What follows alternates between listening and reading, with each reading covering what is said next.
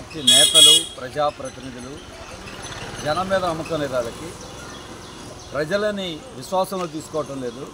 ఇప్పుడు ఆ నాయకులందరూ కుక్కర్ల మీద, ప్రలోభాల మీద, బహుమతుల మీద, వీటి మీద మాత్రమే ఆధారపడుతూ ఉన్నారు. అందుకే విజయవాడలో సెంట్రల్ నియోజకవర్గం కావచ్చు, ఇతర నియోజకవర్గాల్లో వాలంటీర్లకి లేదు, సచివాలయ సిబ్బందికి లేదు, ప్రజలకి ప్రలోభ పెట్టడానికి వెళ్ళే ముందు మోసం చేయడం కోసం పూనుకుంటూ ఉన్నాం. అలాగే మేము విజ్ఞప్తి చేస్తున్నాం, నిజంగా మీరు చేసిన అభివృద్ధి కార్యక్రమాల మీద నమ్మకం ఉంటే మీరు జనాన్ని వదిలేసి ఎందుకు వాళ్ళ ప్రలోభాలు పెట్టడం మీద ఉంటున్నారు?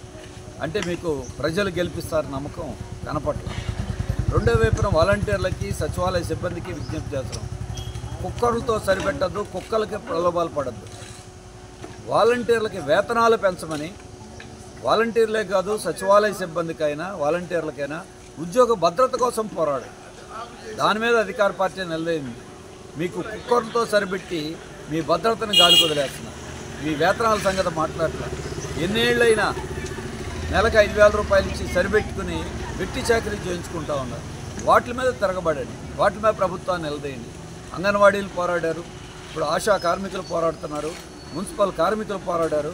అదేవిధంగా వాలంటీర్లని నోరు నొక్కటానికి, ప్రలోభ పెట్టడానికి ఇటువంటి కుక్కర్లు, బహుమతులు, ప్రలోభాలతో సరిపెడుతున్నారు. నిజంగా ప్రభుత్వానికి చిత్తశుద్ధి ఉంటే వాళ్ళ యొక్క మేలు కోరేటైతే వేతనాలు, భద్రత, ఇతర సమస్యల పరిష్కారం మీద దృష్టి పెట్టాలి. కానీ ఆ పని చేయట్లేదు. వాలంటీర్లు కూడా ప్రలోభాలు గురి కాకుండా ఈ ఉద్యోగ భద్రత కోసం, వేతనాల కోసం పోరాడాలని విజ్ఞప్తి చేస్తారు.